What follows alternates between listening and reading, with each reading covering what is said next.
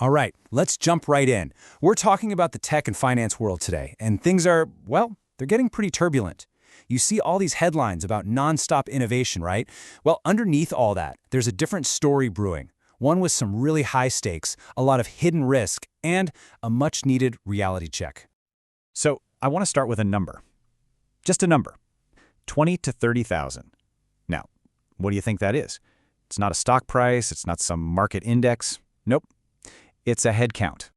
Yeah, you heard that right. That's how many people, how many employees the tech giant Oracle might be looking to let go.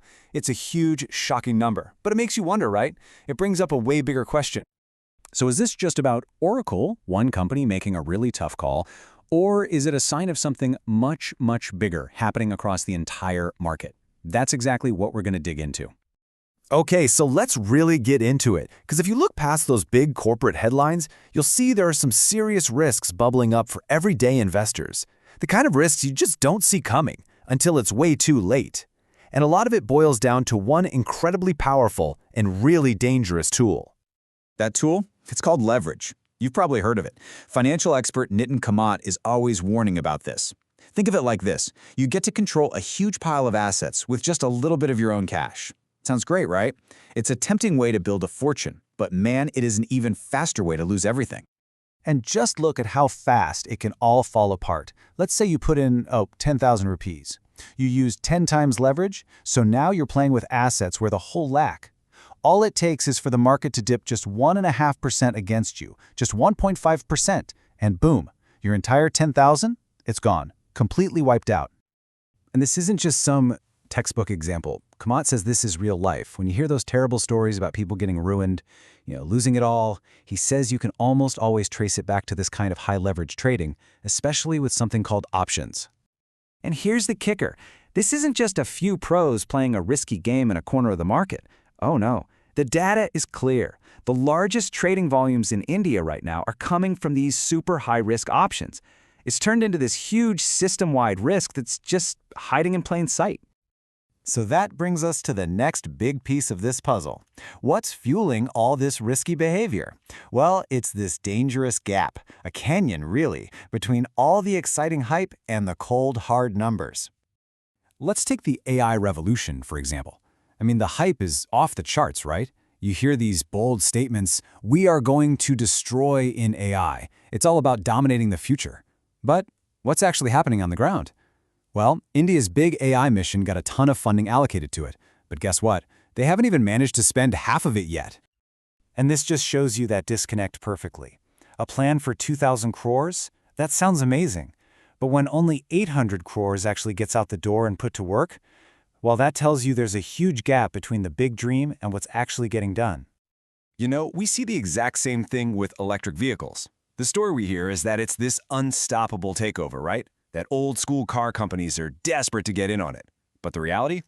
Well, a massive EV player like BYD saw its sales in China drop for five months in a row. And when did that happen? Right after the government pulled its subsidies. Turns out maybe the demand wasn't quite as natural as the hype made it seem. And this brings us all the way back to where we started, back to Oracle. So those massive potential layoffs, they're not just about saving money on salaries. No, it's about freeing up a mind-boggling $8 to $10 billion. And why do they need that cash? To build new data centers so they can compete in AI and the cloud. They're trying to fund their own future. So this really gets to the core of what's happening in the market right now. Think about it. When a giant company like Oracle has to think about letting go of tens of thousands of people just to pay for its most important projects, that tells you something, doesn't it? It tells you the era of easy money is over. We're seeing these huge ambitions slam right into the wall of very, very tight capital. Okay, so in this kind of environment, lots of uncertainty, not a lot of easy money, a really clear divide starts to show up. It's not a bad market for everybody, not at all. But you really have to pay attention to see who's actually winning and who's losing. And this scorecard, well, it lays it out pretty clearly. On one side, the losers, you've got the Oracle employees facing layoffs, those retail traders taking on way too much leverage, and companies like BYD that stumbled when the free money dried up. But then, look at the winners column. It's a totally different story. You see smart startups, super profitable companies like Google India, basically companies with solid, proven businesses. I mean, just think about that contrast for a second. A huge company like Oracle is struggling to find the cash for its future, while at the same time, a specialized space startup called Digiantra just raised $50 million.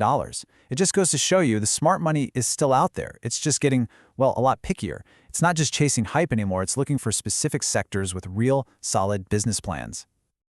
Okay, so we've looked at a lot of different pieces here, right? Layoffs, leverage, the whole hype cycle. So what's the big takeaway? What's the one thing you should really remember from all this? Well, think about the headlines you read every day. They're great at telling you what is happening. Company lays off workers, startup gets funding, market goes up. That's the what. But the real story, the true story, is in the fundamentals. It's in the actual spending numbers, the sales figures without government help, the real profits, the reason behind the layoffs. The fundamentals tell you why it's all happening. And right now, in a market like this one, understanding the why, well, that's everything. And that leaves us with one last really important question we all have to ask ourselves. With all the noise and all the exciting stories out there, are you chasing the hype or are you digging a little deeper to find out what's really going on? Because in this market, the answer to that question could make all the difference in the world.